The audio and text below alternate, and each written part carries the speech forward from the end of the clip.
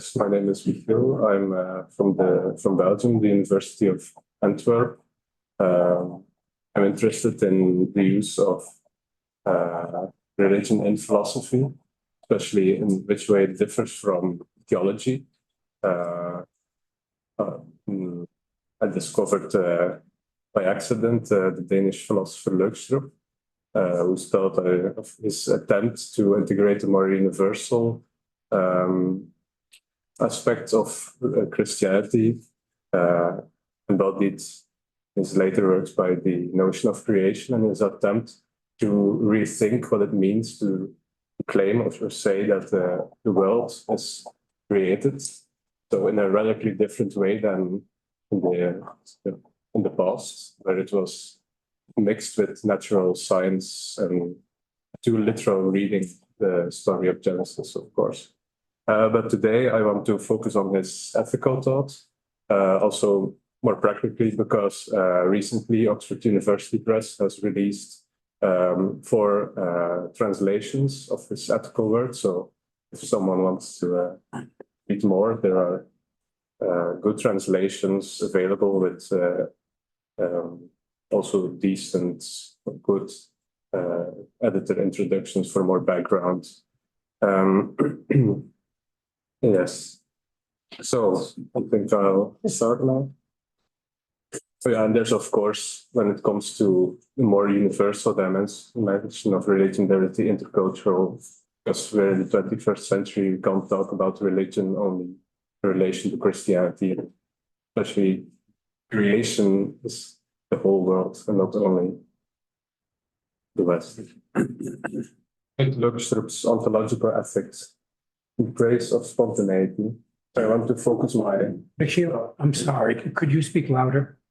I can't hear you. I agree with now. Okay. In praise of spontaneity. Spontaneity will be the topic of my talk. So, what is the role of spontaneity in human life? Does it make sense to say that spontaneity contains knowledge? And if so, what does this knowledge consist of? Most of Western philosophy, especially contemporary Anglo-Saxon philosophy, tends to see moral value only in actions that follow deliberate reflection.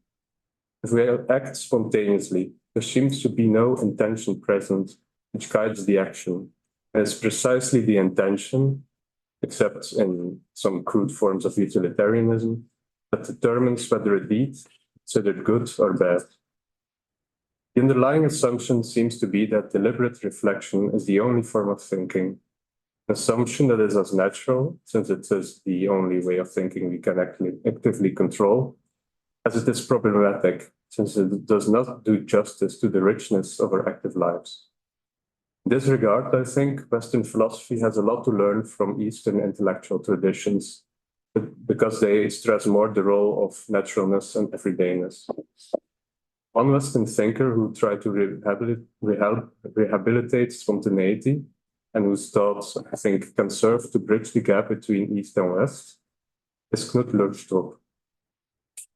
He called his ethics ontological, mainly to distinguish it from the more teleological and deontological approach. From the point of view of the history of philosophy, it is of course problematic to use such broad categories as teleological and deontological. But his main goal was not to situate himself within the history of philosophy, and in fact, a real reflection on the history of philosophy was not one of his main concerns, and which I think could be a point of weakness in him, but it was a conscious choice on his part, so it's difficult to really blame him for that. But, for him, for Løgstrup, ethics is also the study of man, rather than a search of general principles. So that's the main reason why he called his ethical project ontological. Since I assume nobody knows Løgstrup, I will start with a short. So, Løgstrup was born in 1905 in Copenhagen. His first academic publication was a prize essay on Max Schiller's ethics. Following this, he turned his attention toward epistemological problems and wrote a doctoral dissertation called The Epistemological Conflict Between Transcendental Idealism and Theology. In this, he sides with existential phenomenology, represented by Heidegger and Hans Lips, and against the more neo-Kantian transcendental philosophy, with its one-sided understanding of knowledge as grounded in the subject-object dichotomy. The critical dialogue with Kant would remain a constant throughout his philosophical career. As the title of his dissertation also makes clear, Løgstrup philosophizing is theologically motivated. Despite this, he always struggled, or he was convinced and struggled to keep philosophy and theology apart. Whether he succeeded or sometimes crosses the border is a matter of debate. But I don't think that a theological motivation necessarily endangers the integrity of a philosophy. So after his dissertation, he returned to ethics, and his first and most famous book on ethics is called The Ethical Demand. It was published in 1965. After that, he continued his reflections also on different topics and published in 1968, Controverting Kierkegaard. So building on his work on ethics, he also developed a philosophy of language, art, philosophy of nature and history, and a philosophy of religion, which he considered to be part of a more all-encompassing philosophy of creation. And it is during the 1970s that he collected his various reflections in four volumes of metaphysical considerations. Unfortunately, he died before he could complete this project. Løgstrup considered himself to be part of the phenomenological movement. One of his aims is to explicate and structure the understanding contained in our pre-philosophical knowledge. And he was always convinced that philosophy should have its feet firmly planted, shared life grounds of common human experiences, and not escape in an esoteric realm of abstract thoughts and concepts. Natural language is a treasury of pre-philosophical insights.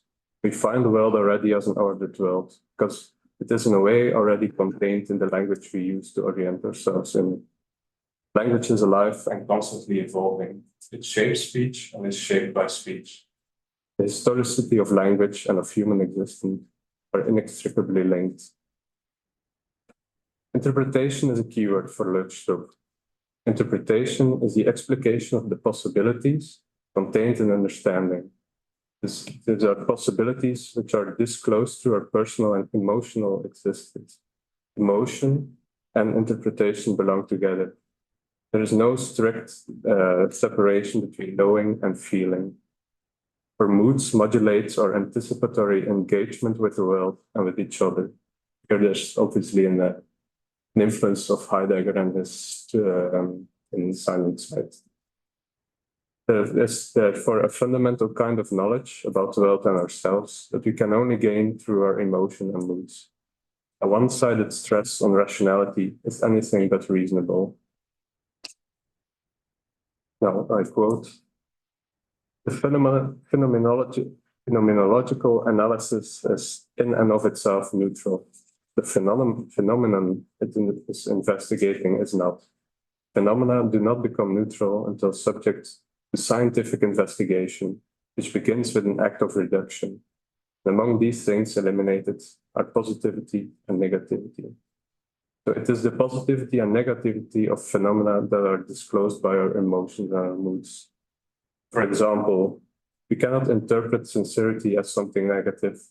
We feel and that it is positive, but can be questioned though is whether it is appropriate in a given situation to be sincere or not. But this is if it is not appropriate, the problem does not lie with sincerity as such, but with the situation.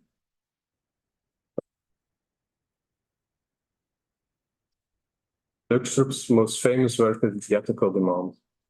In this book, he attempts to determine in purely human terms what the proclamation of Jesus of Nazareth, and he always uses Jesus of Nazareth and not Jesus Christ, because it's a theological appellation. But the proclamation of Jesus discloses about a relation to the other. Therefore, please, for the philosophical relevance of Christianity. According to Løgstrup, some fundamental insights concerning the human condition only present themselves in religion. These insights are universal, can be understood, should be explicated by theologians, to be understood by both Christian and non-Christian. As part of religion, these insights point beyond themselves. What makes the proclamation of Jesus religious rather than just philosophical doctrine is that it is not exhausted by what it discloses. Løgstrup makes a distinction between faith, which is the specific in Christianity and related to the unforeseen event of the incarnation, and a more universal ontology, which is part of the gospel proclamation, but as the horizon of understanding against which the event makes sense. It's therefore not fully dependent on the proclamation itself. And in this regard, I find the remark of Nishitani and Religion and Nothing is very similar to what Løgstrup thinks about the relation between universal and specific religion. Every religion, when it takes concrete shape as an actual historical reality, invariably bases itself on some worldview or ontology. For a religion, this basic philosophy is not something that can be changed at will, like a suit of clothes. It is to religion what water is to a fish, an essential condition for life. Water is neither the life of the fish as such, nor its body, and yet it is essentially linked to both of them. A change of worldview or ontology is a matter no less fatal to a religion than a change from salt water to fresh as to a fish. But every religion, of course, has its own way of interacting with the ontology it contains. It is therefore necessary for every religion to reflect on what is specific and what is universal, if it even makes sense to make this distinction. Maybe it's only in Christianity, or not only in Christianity, that such a distinction makes sense. And so we should not be, or at least from a Christian point of view, should not be too quick to assume that this distinction makes sense within Buddhism, for example. So the universal in Christianity can be philosophically elaborated and communicated without invoking the authority of divine revelation. That which points beyond itself must be comprehensible before that which it points toward can be generally accepted and incorporated in our life. The silent, radical, one-sided, and unfulfillable demand is a philosophical reformulation of the law of commandment. The demand gives us a fundamental, I quote, a fundamental and constitutive determination of being, namely that human existence and the world that goes with it have been given to human beings. The demand indicates both what the human being ought to do and what a human being is. To say it contains an ontology. But even though it is called the law of commandment, for Løgstrup it is not really a command, but rather a demand. A demand only demands of a human being what is due. The command is based on the authority of the commander. Both a demand and a command have to be obeyed. The difference is that to obey a command, this is also a quote, to obey a command consists simply in following it, whereas to obey a demand means following it with the knowledge of one's indebtedness. So the ethical demand has 4 characteristics. There is some overlap between some of them, but this is how Løgstrup presents it. Ordinarily, we meet each other in trust. And trust is the effect or the phenomenon from which Løgstrup starts his investigation. Trust, which we usually have, is perhaps a guarded trust, but never distrust. Trust is a fundamental attitude that precedes a concrete relation of interpersonal relation. It's anticipatory. And we do not question this attitude until something goes wrong. And trust is always somewhat naive, but without this naivety, interpersonal relationships, be it between friends or strangers, would not be able to function. It is one of the basic facts for ethical life that, and in Løgstrup's words, that we dare to come forward to be met by the other, and that in trust, someone places something of their life in the hands of the other person. And it is this fact, out of this fact, that a demand arises. We can only live in mutual dependence, which gives us tremendous power over each other, which obliges us to take on responsibility. So, since trust as a condition of possibility precedes every concrete encounter, so does the demand. This is why Løgstrup considers the demand to be silent. It is also silent in the sense that its content is not determined by the expectations of the other. We have to take care of the other, but it's different from slavishly following the wishes of the other person. But even though human existence is thus characterized by interdependence, we nevertheless have a strange idea that the world, which for each individual is the content of their life, is occupied by that individual alone, so that we are outside of the other's world and only touch it from time to time. Human beings want to be independent. And independent means that we take responsibility for who we are and what we do. But we can only flourish when we are accepted. If others treat us as if our self-realization is of no concern to them, this will only lead to isolation and alienation. And being accepted can only be meaningful when it touches the very core of who we are. Genuine independence is rooted in a more fundamental dependence. In Løgstrup's words, in the other person's reception of us, they take part in our self-realization. Take, for example, the act of listening. When we attentively listen to someone, we do not merely let them speak, we also encourage them to speak. The passivity of listening is an activity generating happening. We create a space in which the other can develop and clarify their own thoughts. And in my opinion, attain a degree of self-understanding that is only possible within this dialogue. Without trust, we cannot know whether our trust will be received or abused. We do not know whether someone accepts us or whether it is just pretense. Trust is by definition unprovable. It cannot be deduced from the other person's behavior. What distinguishes children is that they do not yet know how vulnerable trust makes us. And as we grow up, it is inevitable that we experience this vulnerability. And it is this experience that gives rise to a condition as fundamental as trust. Anxiety. The fact that anxiety is derived from trust does not make it less fundamental or less present in our lives. On the contrary, it is therefore also not external to trust, but it belongs to it. So when trust breaks down, it discloses its inherent vulnerability. We become aware to what degree we are dependent on others and how little power we have over our own lives.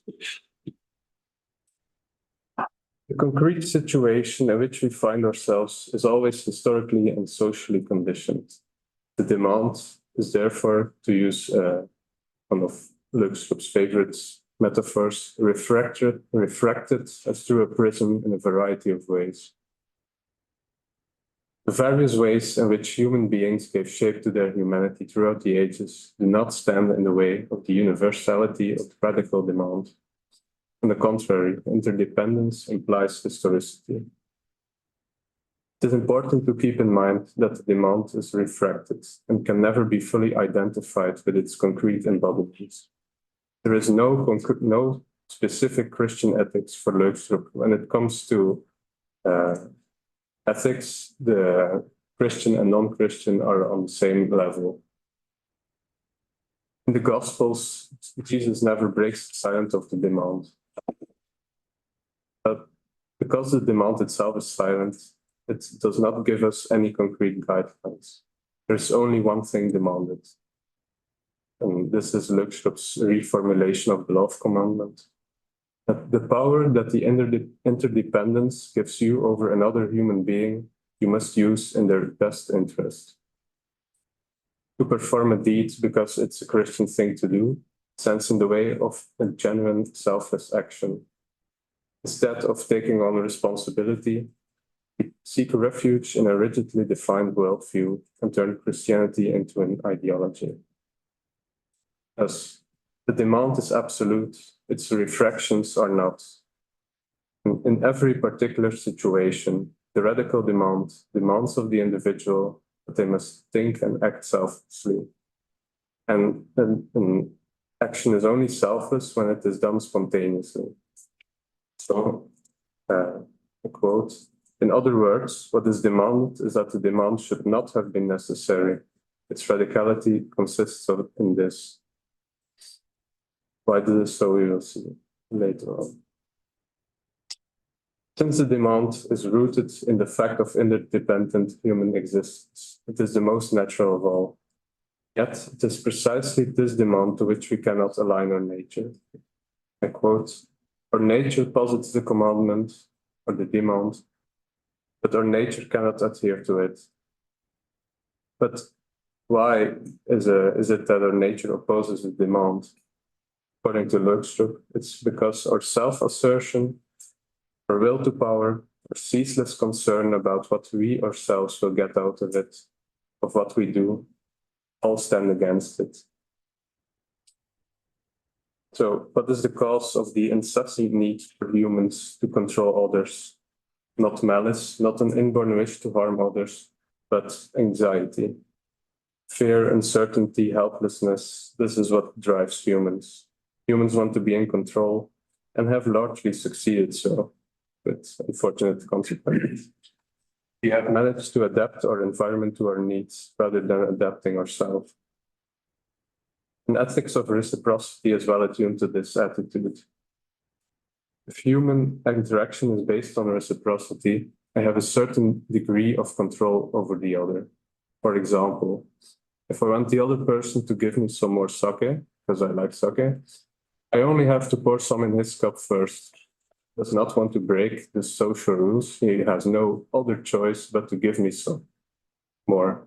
What looks like kindness on my part is in fact pure self-interest. So it's a kind of harmless manipulation. The one-sided demand, on the contrary, contains a completely different understanding of life. The conditions of life are given to us, and we are in no position to make a counter demand. In Løgstrup's words, the individual is a debtor, not by first committing some wrong, but simply because they exist and have received their lives. So, our life, as given in trust, posits the demand and claims it to be fulfillable. Our life, as we live it in anxiety, makes fulfillment impossible. There seems to lie a profound contradiction at the core of human existence, and this contradiction is disclosed by the demand. Once confronted by the demand, it is impossible to fulfill it. This is not to say that it's impossible to do what we ought to do. We can make compromises with the demand, but this is not, for example, we can do what we ought to do out of a sense of duty, but this is not a selfless action. It's a kind of obedience that is rooted in a more fundamental disobedience. But even if we cannot fulfill the demand through our own willpower, what we can do, according to Løgstrup, is to take an appropriate attitude toward the unfulfillability, to accept it as our guilt. guilt, we are coming close to a theological realm. But it should be kept in mind that the English word guilt does not has a strong connotation indebtedness that it has, for example, in German or Dutch, where schuld also means that you owe something to someone. And guilt is very morally loaded. The major part of the ethical demand is an investigation of the content of the proclamation of Jesus of Nazareth. In the last chapter, however, Løgstrup treats the specific way Jesus of Nazareth proclaimed the demand. With what right did Jesus preach the unfulfillable demand? Because it is unfulfillable, regular human beings are not, well, cannot really claim or expect the other to act selflessly, since we are not able to do it ourselves. But still, it is a specific Christian assertion that Jesus spoke with an authority that no other human can claim. Through his words and deeds, he granted God's forgiveness. Simultaneously demands that we love our neighbor unconditionally and forgives our inability to do so. To be forgiven means that there exists an irreparable breach between the one who forgives and the one forgiven. The latter is guilty and cannot in any way free himself from his guilt other than by acknowledging it. Now, quote, in the proclamation of Jesus, we hear God's own promise to us. And having faith that it is God himself that the individual meets in the life of Jesus, then the demand, guilt, and forgiveness, which are central to his proclamation, become realities. Here we stand at the border of theology, perhaps already entered the realm of theology, and philosophy can say no more than this, what has already said to me.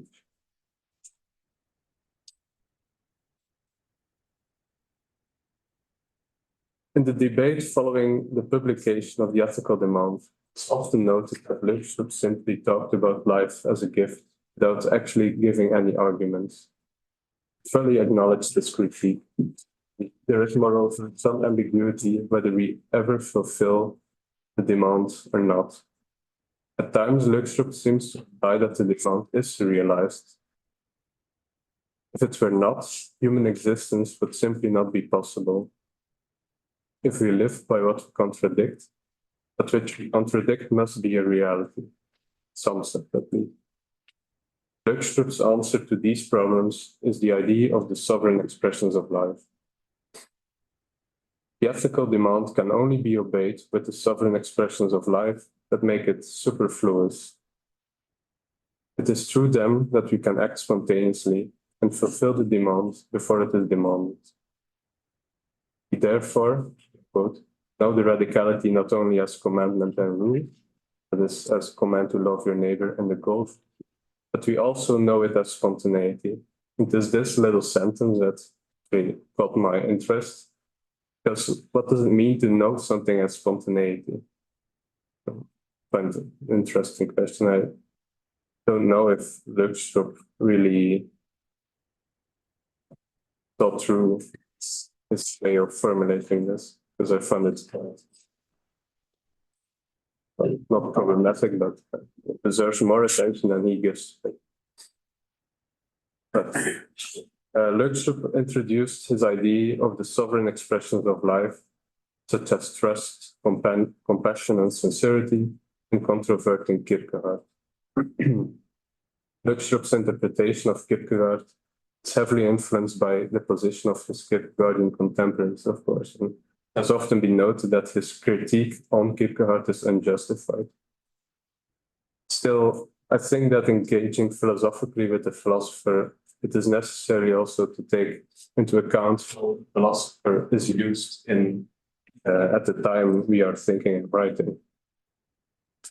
If I had to summarize Løgstrup's criticism, I would say that his problem is the excessive interiorization of our contact with the divine, which is symbolized in Kierkegaard's idea of the decision. The turn inwards is of course nothing new and has been present in Christianity from its very beginning. But the problem is that in modernity, the sense of a fundamental interdependence or connection between self and other, or a human being and the world, has been lost. To use Charles Taylor's terminology, self is understood to be buffered rather than porous. Løgstrup furthermore criticized his Kierkegaardian contemporaries for uncritically adopting the irreligious ontology of the age, and his philosophy of creation is an attempt to give Christianity in a way, a religious ontology, which fulfills the needs of the time. So it's not just a retrieval of patristic thought or scholastic thought. So the irreligious ontology, according to Løgstrup, is leveled down to relativity and conditionality, and therefore freedom is only gained in the decision and to the decision of faith. But for Løgstrup, the unconditioned is fully present in the conditioned. The finite would simply not exist if this were not the case. And he repeatedly stresses that transcendence and immanence cannot be separated. But what is different is the way we meet God. In the life of Jesus and in the sacraments, we meet him personally. God is still transcendent, immanent, present, yet hidden in all of creation. For example, in the sovereign expressions of life. Løgstrup considers the sovereign expressions of life to be the source of freedom. He takes over the distinction introduced by Kierkegaard between freedom of the will and freedom of existence. Being both Lutherans, Kierkegaard and Løgstrup do not consider the will to be free. It is rather a cause of self-attachment. The will wills to will. Is restless and bound to itself in its own willing, and bound also to the unfreedom of our existence. The more we exert ourselves to be free, the more unfree we become. We live our lives in self-contradiction. In order to be truly free, our existence has to be set free. But even though Løgstrup considers the will and our existence to be bound, it's not the whole story. Human existence is not sheer unfreedom, because the sovereign expressions of life are fulfilled. They assert themselves. They did not, our lives together did not go as well as they do. This can only be due to the fact that we live off that which we do not owe to ourselves. This is because the sovereign expressions of life are not accomplished by the will. On the contrary, when the expressions of life break through our self-enclosedness, this is because the expression of life and not the will is sovereign. Eternity incarnates itself in the claim that proceeds from the other person's existence, and in the definitive expressions of life that correspond to it. The expressions of life are other-centered rather than self-centered, and so is the freedom they imply. The spontaneous deed is characterized by self-forgetfulness. It is only by being self-forgetful that I am temporarily freed from my ego-bound self. It is only by liberating the other that I am liberated from myself. It is one and the same event. We either spontaneously participate in the freely given freedom that happens between persons, or we destroy it by trying to make it our own achievement. Spontaneous action should not be confused with an instinctive reaction. An instinctive reaction is thoughtless, while a spontaneous action is thoughtful to the highest degree. Talk about spontaneity and immediacy is often met with suspicion in Anglo-Saxon Ethics and philosophy, for example, Christine Korsgaard. Since it precedes reflection, it is difficult to separate it from the blind, impulsive aspects which undoubtedly form a major part of our lives. So I think it's very important to here understand the kind of thought is distinguished from reflection. It is proper to spontaneity.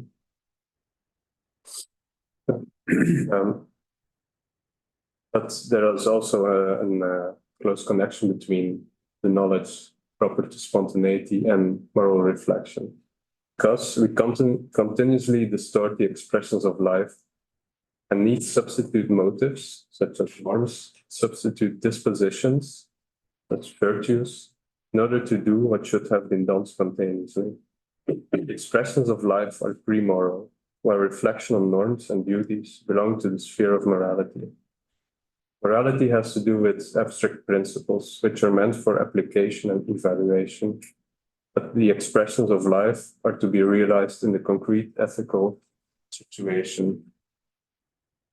Moral reflections draw their content from the sovereign expressions of life, which is why they must contain some kind of knowledge, even though it is a kind of knowledge that is not on the same level as the reflection that is subsequent to the failure of spontaneity.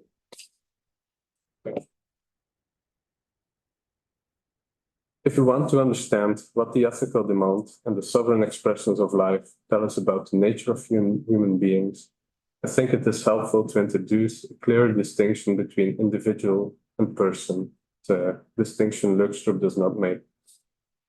We are persons due to the relational nature of our existence. The human being, as Zoan Logon Ekon, exists in and through speech. It is through our words that we are fundamentally part of the other's existence. Personhood and language are connected. It is precisely the possibility given by language to say I that creates an opposition. As Rosenzweig noted, I is always a no become audible. When we say I, we set up an opposition between I and thou, between I and the world. We stress the absoluteness of our particular personhood at the cost of its fundamental relationality. We forget that our no needs others in order to have concrete content. The essence of personhood is the unity of I and thou, which has its source in the sovereign expressions of life. And the demand exhorts me to love the other as myself. I have to discover, not merely project myself in the other, and discover the other in myself.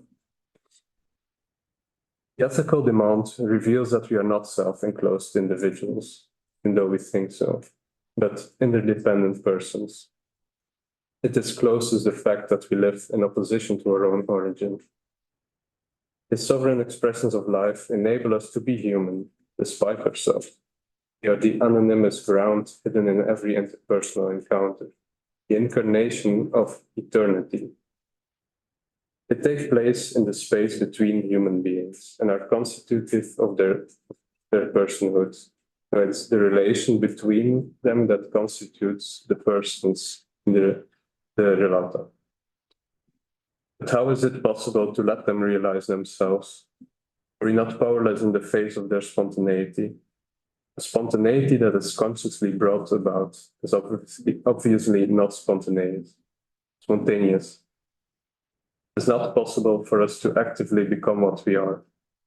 The relation of the human being to itself and its surroundings, two sides of the same coin, is fundamentally broken. The only thing we can do of our own accord is to distort the given possibilities of life. We do not actively realize the expressions. They are spontaneously realized in the encounter with the other, and we are realized through them. Any goodness that we do is not our own achievement. So there is only one thing that rests us, and it is humility. Do not let me hear of the wisdom of old men, but rather of their folly. Fear and frenzy, the fear of possession, of belonging to another, or to others, or to God. The only wisdom we can hope to acquire is the wisdom of humility. humility is endless. It's a quote from T.S. out of his 4 Quartets. I recommend it to everyone. It's full of beautiful passages. But so the proper knowledge of the fundamental fact that we exist by virtue of interdependence, both in our relation with the other and with reality as a whole, should lead to humility. Wisdom is not to be understood as an accumulation of practical knowledge. The wisdom of humility makes us look away from what Iris Murdoch called our fat, relentless ego. We are released from the fear of belonging to one another, of belonging to another. The wisdom of humility allows us to adopt the proper attitude towards our own personhood. The silent yes and the audible no. To know oneself as a person is to realize this unity of yes and no. It is not by bending backwards in reflection, but by spontaneously stretching outwards towards the other that we find our true self. So, to conclude, the kind of spontaneous knowing we are seeking forms an organic unity with acting. It is fundamental and all-pervasive, and I think it should be understood broader than just encompassing our moral reflection.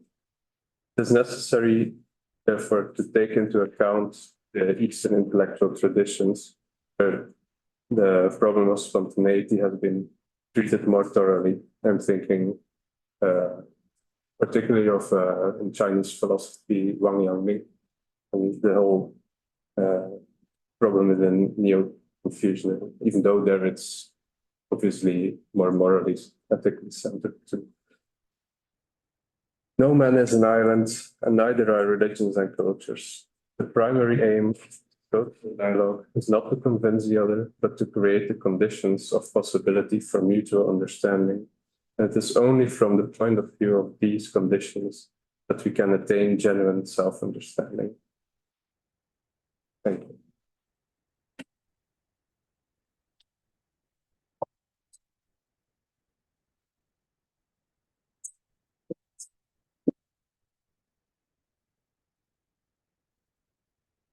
PowerPoint.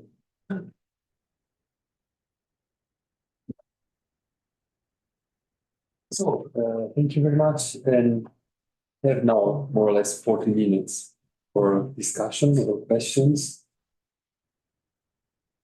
Was I talking loud enough? Sometimes. Sometimes. I think it's sometimes.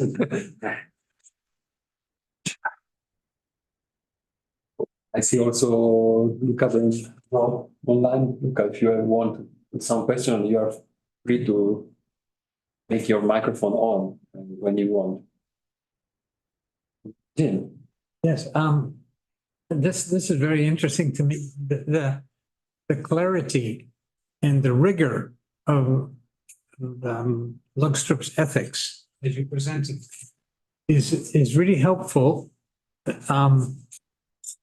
for highlighting some important questions that seem to me not quite to be addressed. I think 2 of them probably you can answer from Løgstrup, perhaps the last one not. But the first one is this. His ethic is unrepentantly personal, things between individual human beings. And so he sets up a contrast between, or a correlation between intentionality and wanting and spontaneity. But I think that intentionality and spontaneity are not the only basic conflict at the foundation of ethics. And because I think of unintentional evil or structural evil, violence and oppression. So you have this counter demand of one individual to another, but the demands to live in a society where we're doing evil all the time without knowing it because it's built into the structure of things. You know, when I push a button to buy a plastic bottle of Coke, I don't think of the fish that are going to be swallowing the plastic and then feeding people with diseases later, right? We can't control this. So that's the first thing. that the intention you said is a good and evil is at the level of intention. But I think most good and evil, the really serious, the most pernicious kind, is not at the level of intention at all. And since you're talking he's talking in Christian terms, you think of the 25th chapter of Matthew, where people are condemned at the end for sins that they didn't know they were committing. Where I was in prison, you didn't visit me. I was hungry, you didn't give me anything to eat. The fact is that for the person who is lonely and for the person who's hungry, companionship and bread are more important than your intentions. Huh? So, and Jesus, at least in that passage, seems to turn to a non-intentional. Second point is, where does forgiveness fit in? Not just forgiveness for removing the guilt from others, but the acceptance of responsibility for what others have done to us. Father, forgive them. They don't know what they're doing. So this is non-intentional, but forgiveness is essential, and I don't see where that fits in. The third question is one that I'm not sure that comes within the purview of his ethics, perhaps in his metaphysics, is that you talked about one worldview, a certain myth that's behind the whole of a given religion, right? And you used Nishitani's example of the fish moving from fresh water to salt water, not being able to survive the shift, that the water is like our myth. But I think more and more these days, people are like salmon, that they begin going upstream in fresh water and spend the rest of their lives out in the sea, in the salt water. It's possible, of course, with a religious conversion that one's whole worldview changes. But I think it's possible with shifts of paradigm shifts of thought or shifts of technology. And it may also be possible, even with cultural shifts or with straddling different language frames, cultural frames, that it's possible perhaps to live in more than one fixed myth. Anyway, these are three questions that came to me from listening to you. To begin with the third question, I think Løgstrup will agree with you because, like I said, his attempt, he does not try to rehabilitate like the original Christian worldview as it is contained in the patristic literature or the scholastics. He rethinks, so he does see a discontinuity within. That's like you.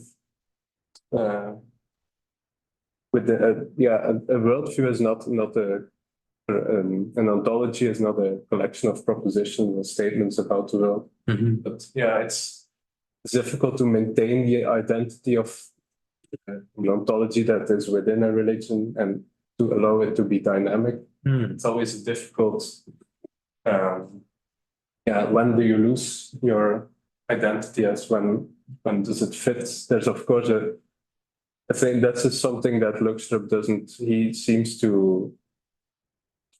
I think that the relation between the universal and the specific Christianity, I think this is also where forgiveness comes in.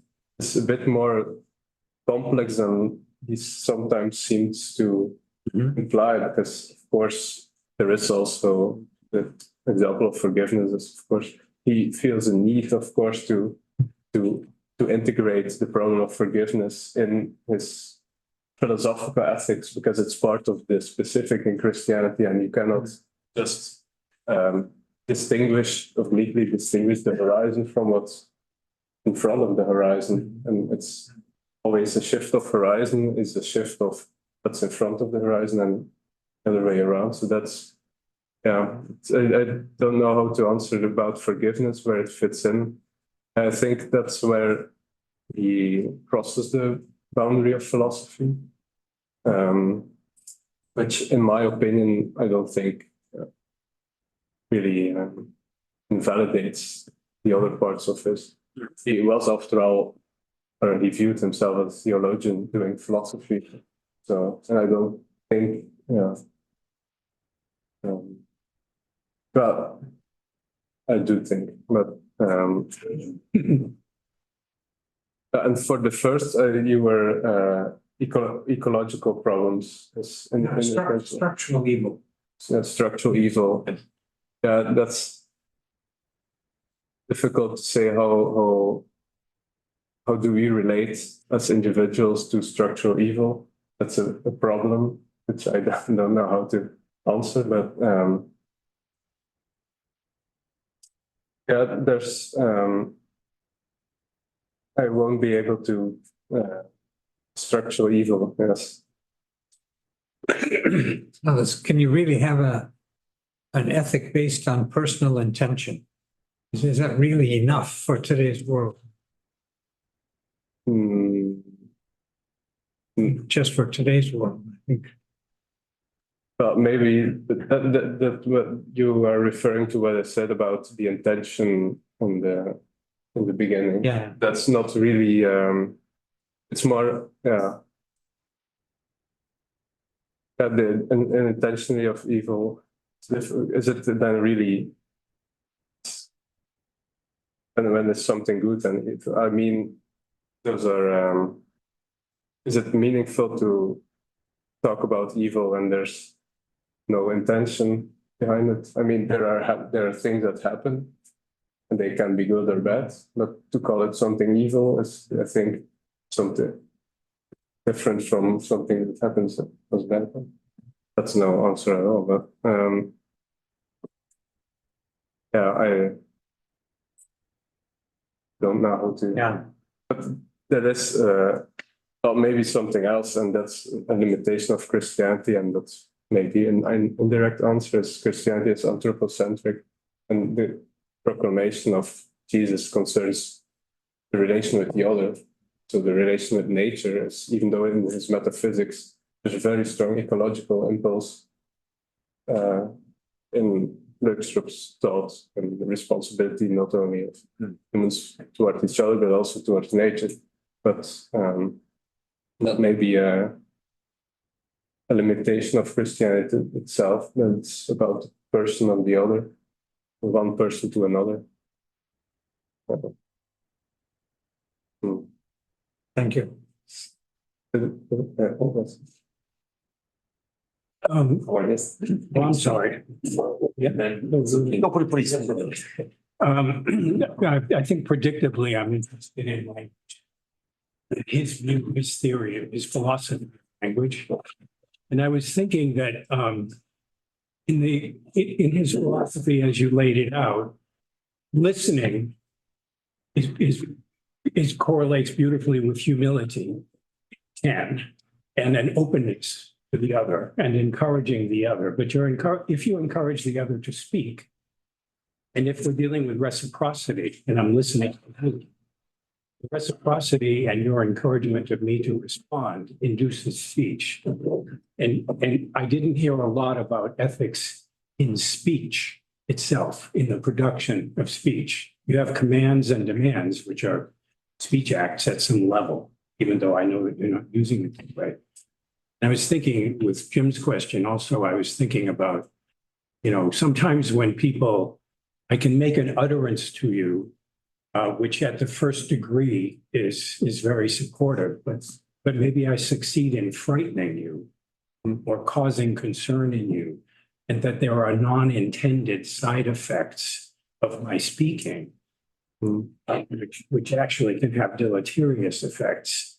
And does the ethic that attaches to my speaking include the side effects?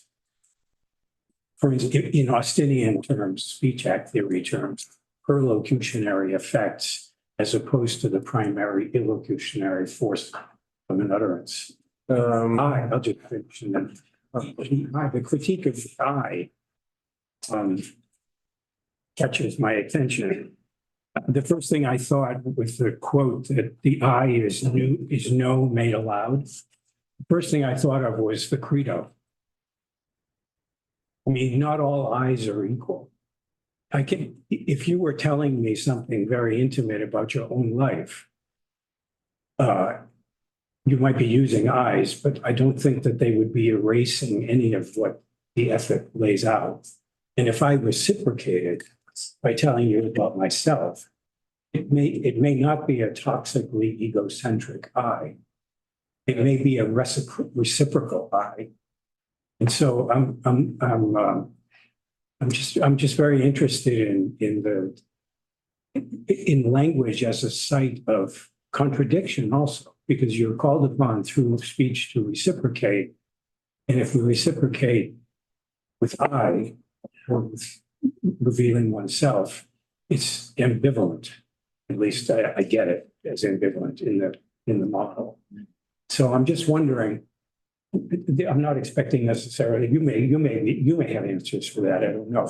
But I'm really wondering about how far his philosophy goes into any level of detail in the matter of interpersonal language, which must involve speaking as well as listening. So it raises a question about speech for me. Well, first of all, the example of listening is mine, and I don't think, well, he considers language to be an expression of life itself. So wait, I might have included met een hidden.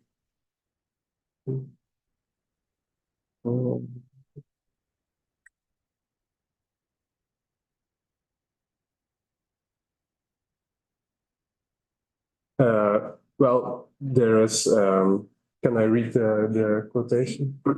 So it's about speak. To speak is to speak openly. It is a claim from speech. It comes from speech itself. It is a claim from something missing. But so it's a claim of openness, the openness of speech to be sincere, comes from speech itself and not an intention of the, it's a claim speech makes of us.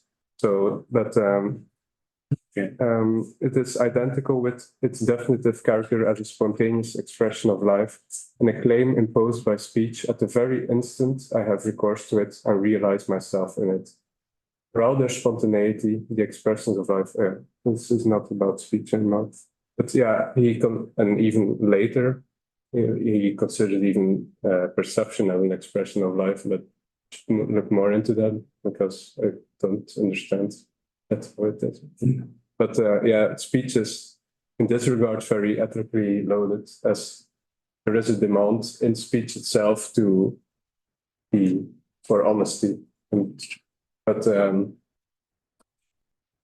about the I mean, there is also indeed not and I think if we realize ourselves in speech and through it as a spontaneous expression of life, the I is perhaps not the fat, relentless ego that, well, we are temporarily set free, like, and like you said in the other quotation, human existence is not completely unfreedom, not completely ego-bound.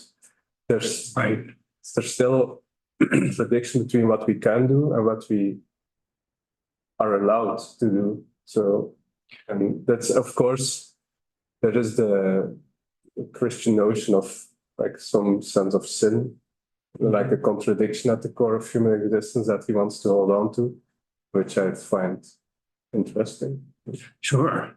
That's, I mean, I think I was left thinking at the end of speaking as a site of the kind of contradictions that you were talking about. There are so many contradictory demands, like even speaking truth, maybe you're not capable. And the side effects that are like the fish who die from the plastic bottle, etc. There's language is littered with ways of speaking that are unintentionally really, really hurtful to people. I mean, arguably, you know, but they're collective. yeah, and it's, he also said it did not include that sometimes the expressions of life have to be suspended for the sake of the other. It's like when I said about sincerity is an expression of life, but it can be inappropriate, like the famous example of the murderer. You have to lie to the murderer. I mean, if you really insist on being sincere, you turn the expression of life into some kind of idol. And then it's the expression of life is in the service of the other, and even it can be suspended. But the difference is we don't have to justify realizing it. We don't have to justify the openness of speech or sincerity. We don't have to give reasons for it. But when we suspend it, when we do have to give reasons, and this is one of the reasons why Løgstrup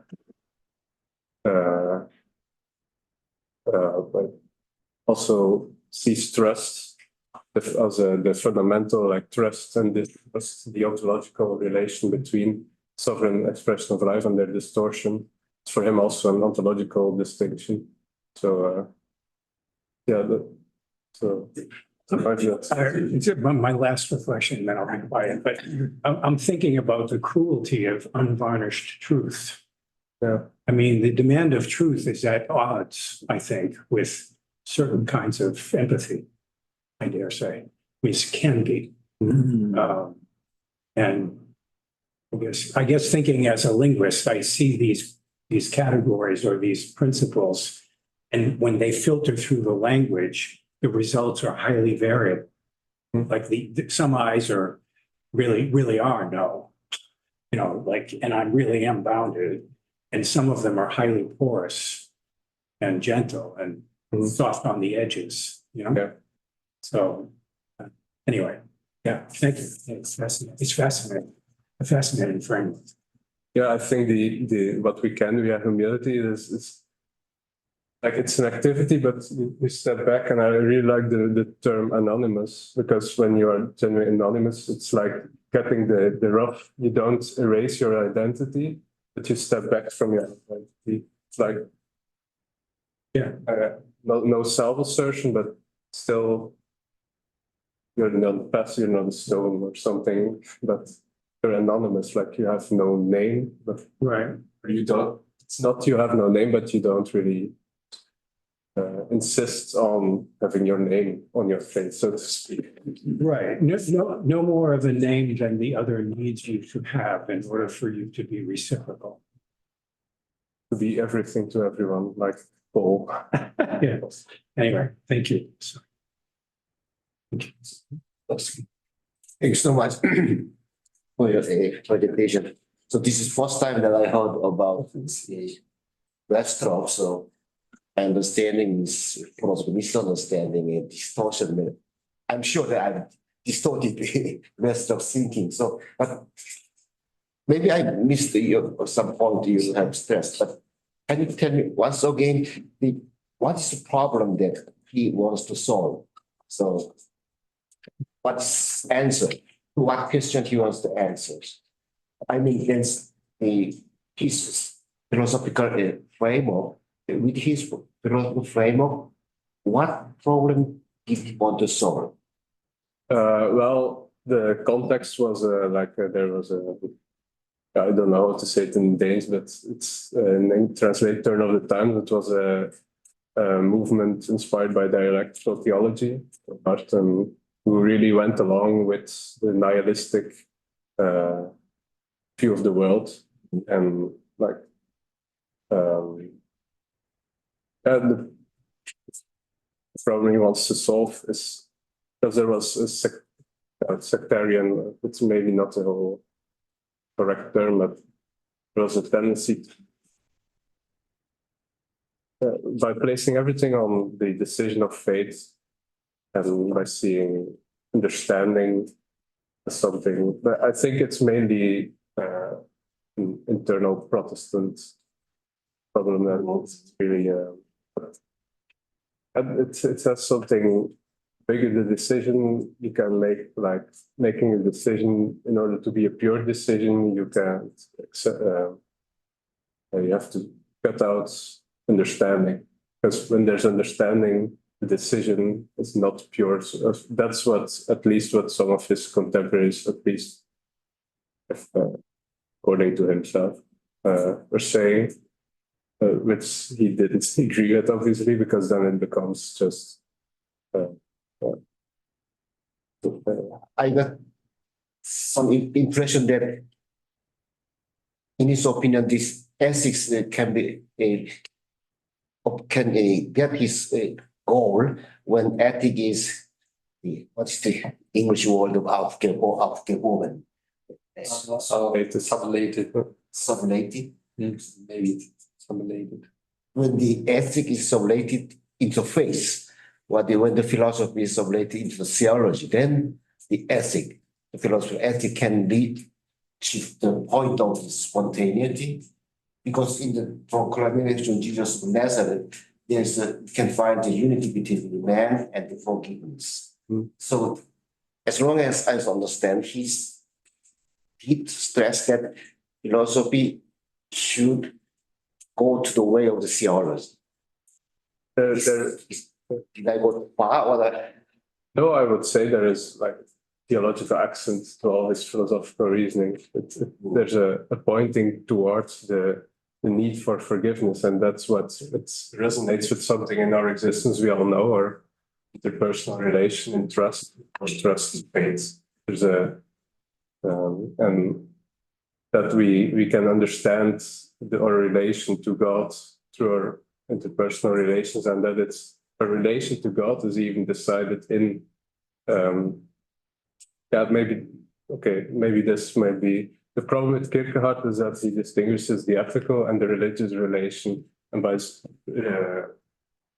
simply his main criticism also of Kierkegaard is that, sorry for being so all over the place now. There is love of the neighbor is turned into making the neighbor love God, in at least certain pseudonyms of Kierkegaard's oeuvre. And so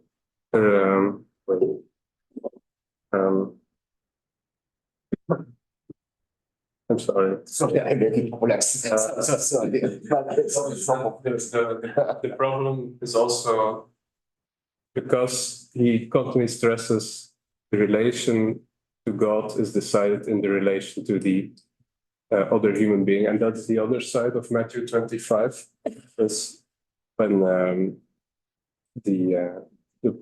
those who are forgiven say, "Yeah, but when did we help you?" But they did not know they were serving God, because they were spontaneously helping those in need. And it is precisely in the interhuman relationship that the relation to God is decided. But I think the problem he saw was that it was inverted in existentialism. But I think that's also the problem with Jesus in the Gospels with the Jews, or the religion in general, that the direct relation to God stands in the way of our relation to the neighbor, because the priest lets the person at the side of the road, probably because it would endanger his purity or some law. So our relation to God actually stands in the way of helping the other.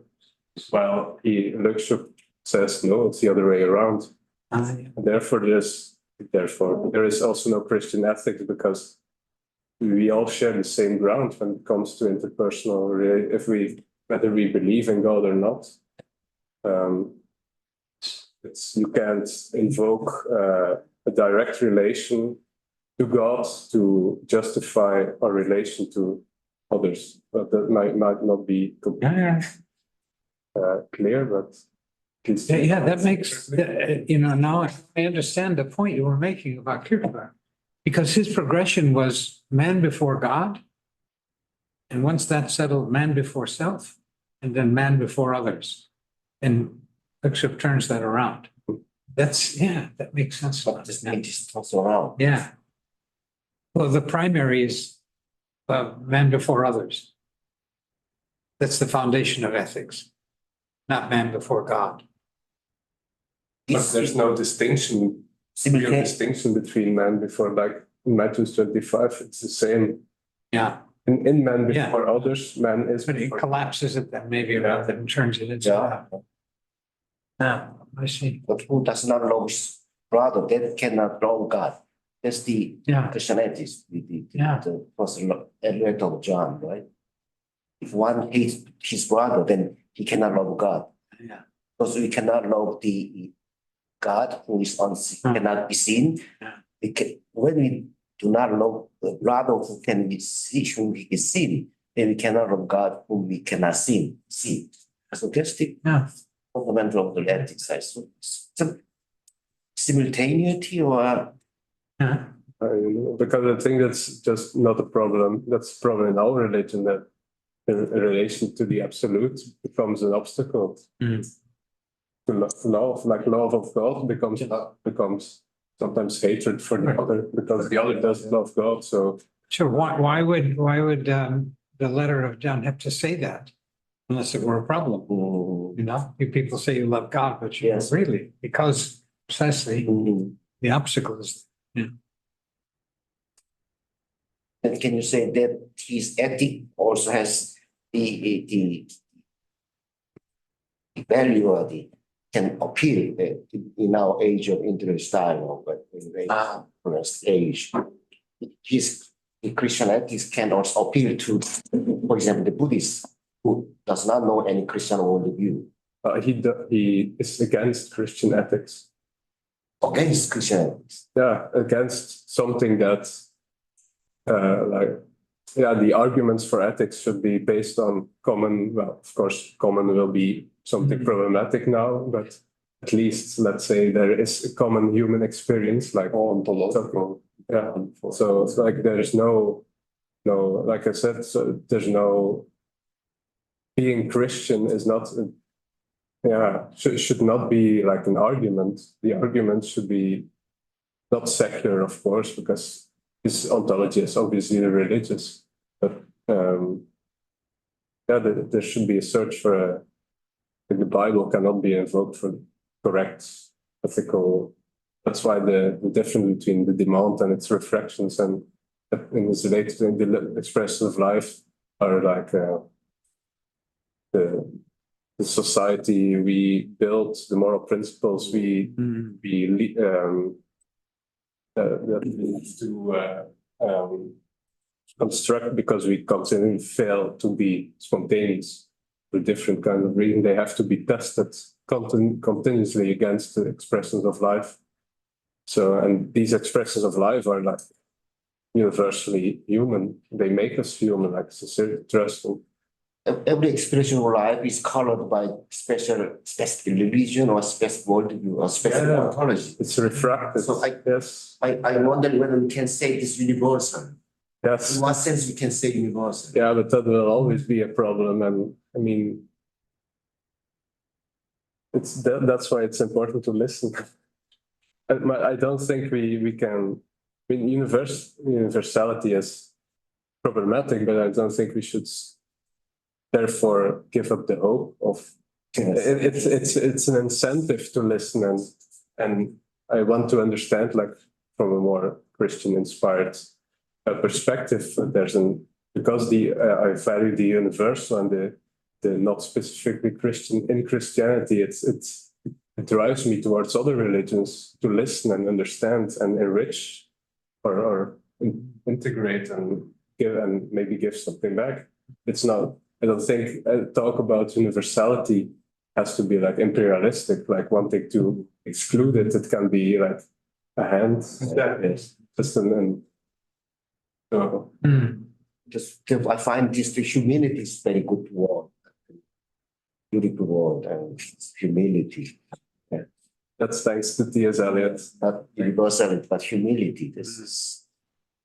I may not monopolize here.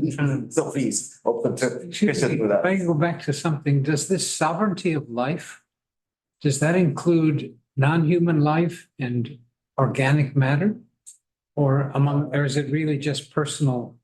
No, but as I said, especially in his later ethics, and one of his students, Ole Jansen, really developed an ecological approach to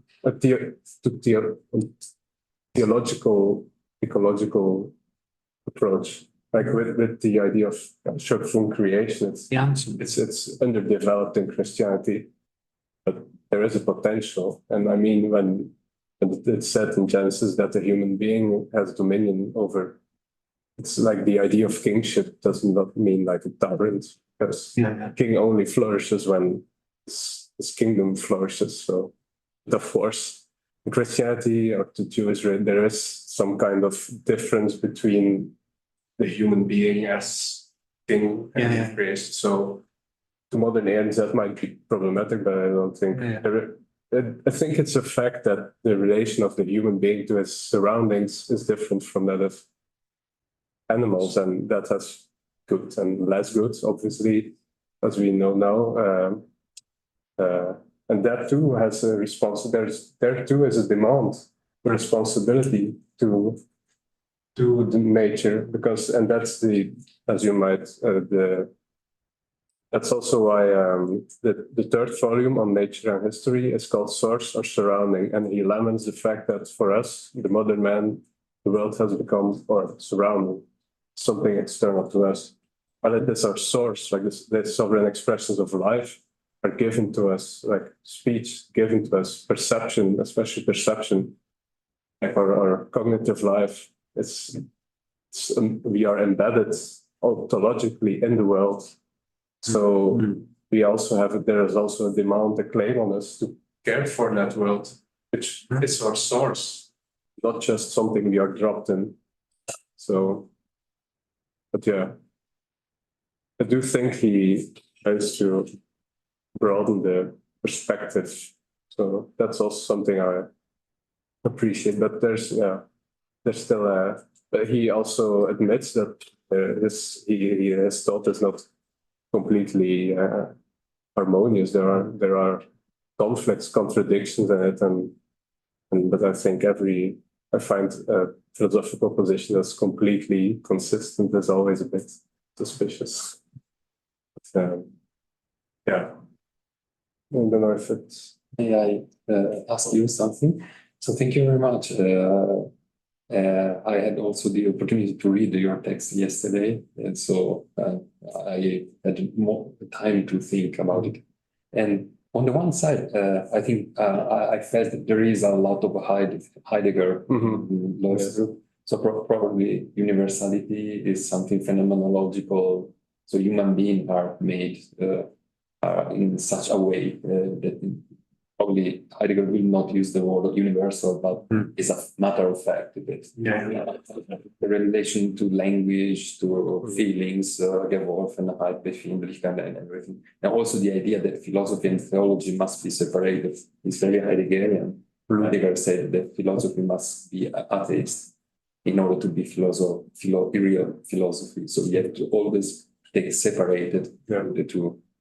Probably is influence of Heidegger. But when I read your paper, I saw also maybe another side of your presentation. So there is a lot of possible bridges to Oriental thought or to Japanese, Chinese thought.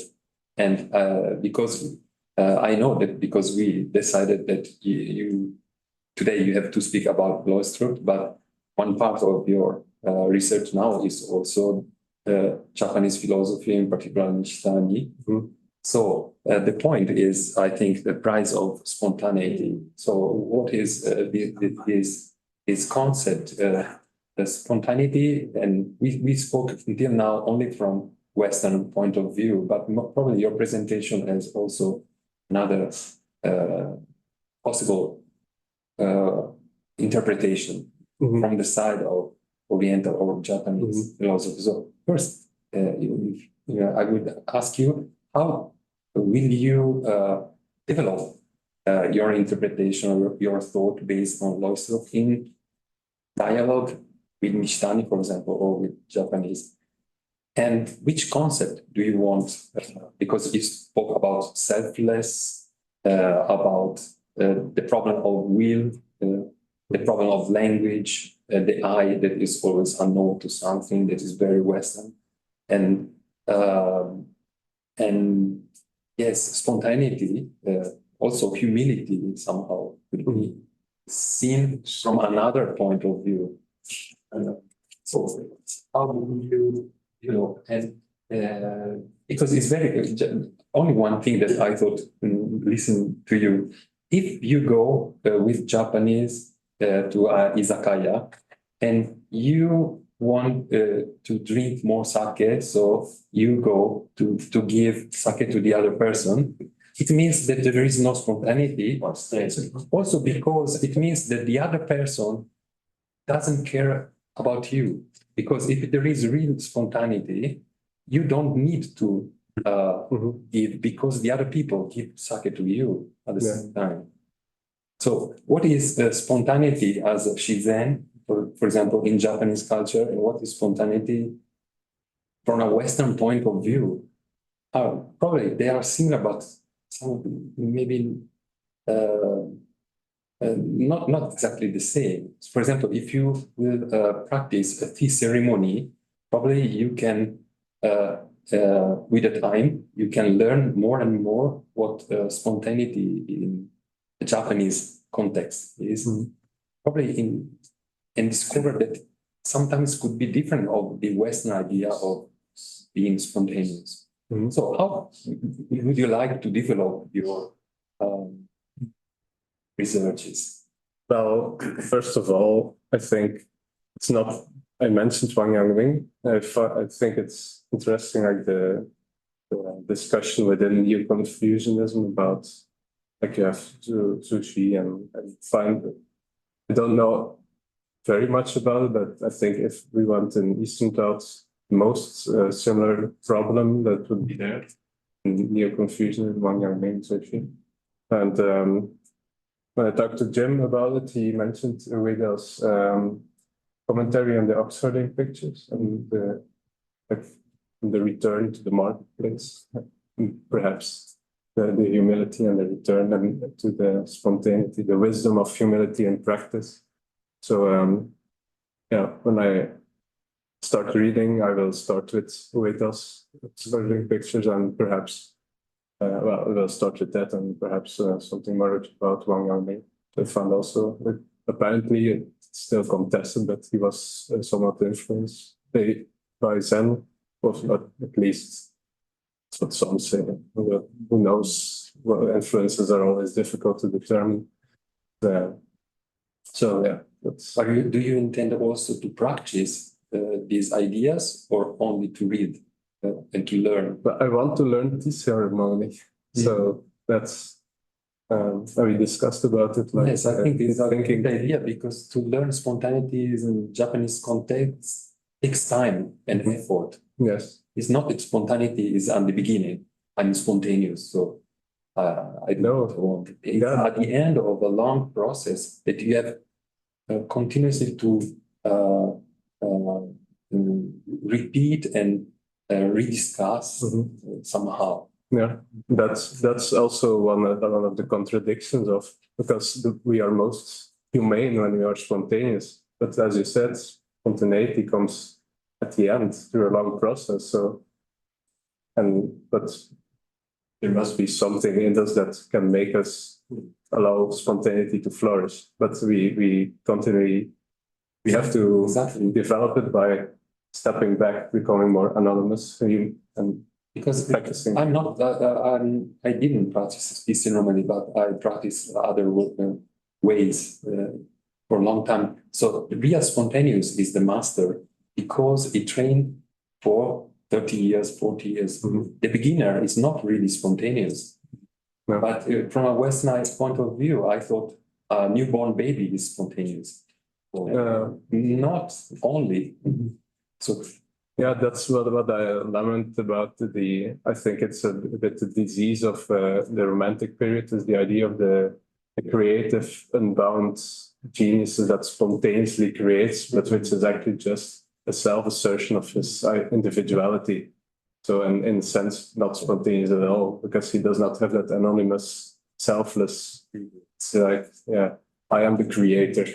And I remember that some sword masters told me the biggest master is the most humble. So humility comes at the end of a process together with spontaneity. Mr. James said it's sudden enlightenment and gradual practice. So this is it. Directly. Sudden enlightenment comes suddenly, but Yeah. after this long gradual practice. So this, Yeah, because humility is all or nothing. It's absolute. It can be a little, like being a little bit humble is like, it's like being a little bit sincere. So what is the etymology of humility? Humus? Yeah. Very interesting.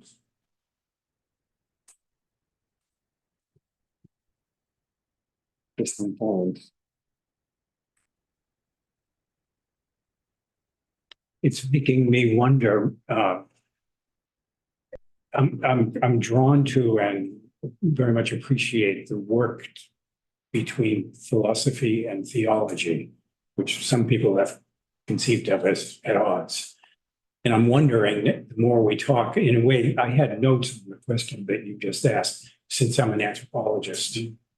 I wonder if there isn't an inevitable third, in addition to philosophy and theology, which is something like some variety of anthropology that can understand difference and the shaping of spontaneity through, for instance, the discipline that is behind it. And I have a colleague who studied a Islamic movement among women and wrote a really interesting paper on which the title was Rehearsed Spontaneity. And it was the acquisition of the capacity to be spontaneous in certain ways. And humility, too, seems to me to be likely very variable in its expressions and the way it embeds into influence and stuff. Respect. Yeah, exactly. So it's just, and I don't know. I think I'm trying to echo in a way the last set of reflections that, and I guess I mean, I'm an outsider to interfaith and intercultural communication the way it's being done here. It's one reason I'm here to learn. But when you get into the of it, you're unavoidably in culture, I think, at some point. And if, as things like spontaneity and honesty, even truth, as they filter through different social worlds, they are shaped differently. I mean, what counts as humility might be different, you know? So maybe it's a lifetime's work, but it's certainly a valuable one. Yeah. Yeah.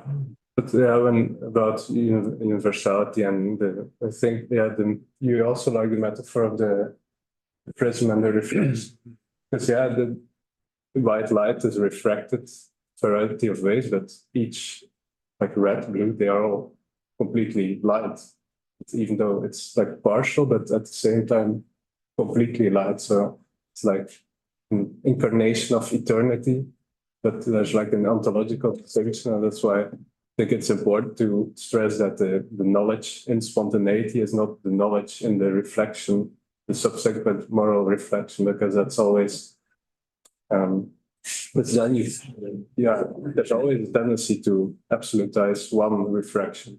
I see that, but that as the white light, so to speak. You talked about spontaneity at one point as if it were a kind of discipline. You have to intend spontaneity. Intentionality should be turned toward spontaneity. The ambiguity of being spontaneous. Yes. And so what I wondered is, if one works to be spontaneous, then the freedom of the will is not completely under the control of the individual and his or her intentions, right? Is there any room in his thinking for something like a will of God, or in philosophical, an amor fati, a love of destiny, fate, the cosmic impulse that we're a higher rhythm that transcends our own? We're joining it, or is it Since really he considers the world as our source, there's of course the deeper connection with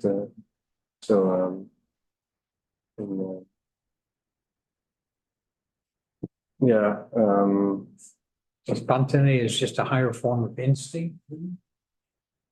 That's the problem. I find it spontaneity interesting, especially when it's compared to when it's connected with freedom, because human beings are also animals and with instincts, and like I find it difficult to see an instinct and instinctive action as as being able to be connected to freedom. Because when I think about freedom, it's also connected with good and bad, rather than just doing this or that. So there's also a moral component, and like I don't think it can be free. It can only be free in a distorted way. Something that's not worth being called free. Only a good action is free in the full sense. But that's about freedom. It might be like. So the maternal, there's no continuum then between the maternal instincts of a cat and those of a human mother? That's a very interesting question, because you can debate whether the sovereign expressions of life are only to be found in the human realm, yes, or also in the animal realm. I think from a Christian point of view, it's difficult to speak Christian point of view, but there is some difference between the human being and animals, and indeed that's when does an instinct become spontaneity, and if spontaneity is achieved through a long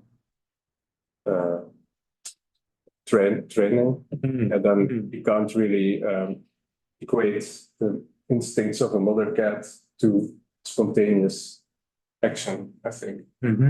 There's not the self-cultivation that I think only humans are capable of. Of course, maybe there are some bonobos who do some self-cultivation. The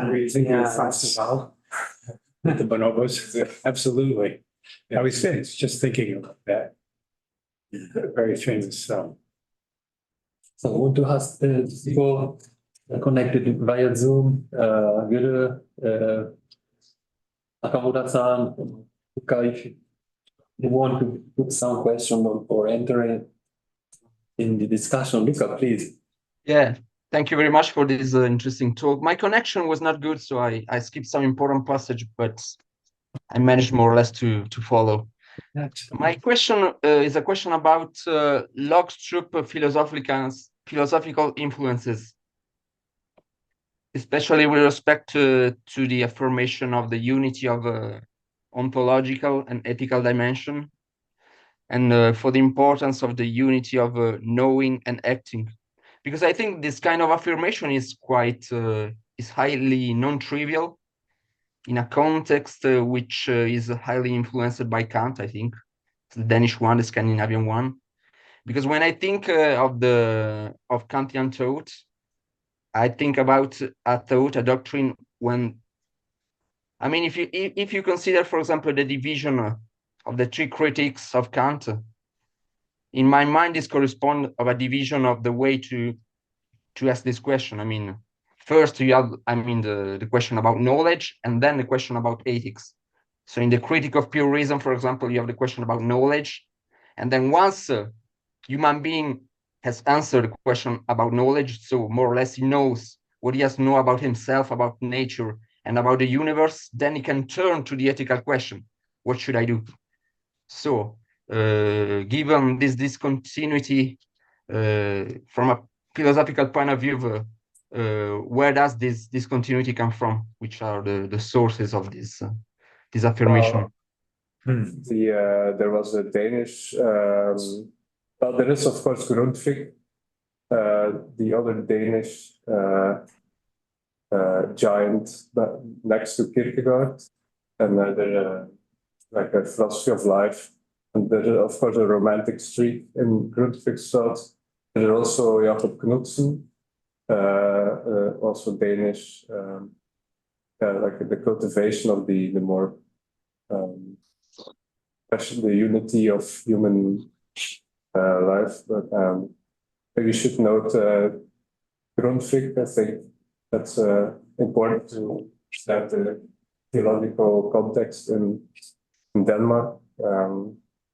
Grundtvig in his turn was heavily influenced by Herder,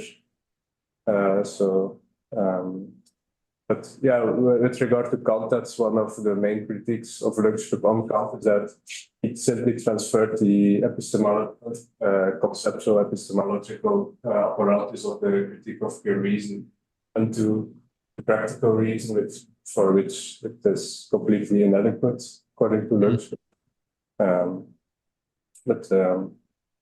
Yeah, I would say also the name I mentioned, Hans Lipps, not so known. It's one of the the Lebensphilosophie of the late 19th century, I guess, would be a major influence on that part of his thought. Yeah, I don't know Thank if you. it's Probably also maybe Heidegger's influence. Oh yeah. Because Heidegger tries to change the Kantian image of the human being as rationality, feelings, will. Guilty. Exactly, rediscussing completely the idea of what a human being is. Michiel, thank you very much. Came to our institute first, and thank you also very much for this very beautiful talk. And I think the metaphor of a salmon Jimmy is also They're all salmons. so we can finish here. Thank you very much.